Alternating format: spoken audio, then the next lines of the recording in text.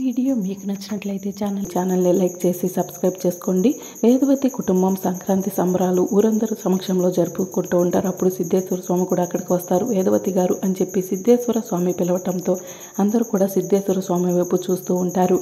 నిహారిక, కృష్ణబాబు ఇద్దరు కూడా సిద్ధేశ్వర స్వామిని చూసి టెన్షన్ పడుతూ ఉంటారు.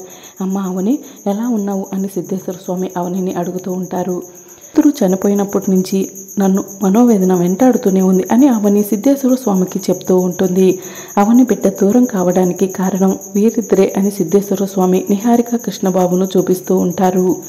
ఆ మాట విని కుటుంబ సభ్యులంతా కూడా షాకింగ్గా నిహారిక, కృష్ణబాబు వైపు చూస్తూ ఉంటారు.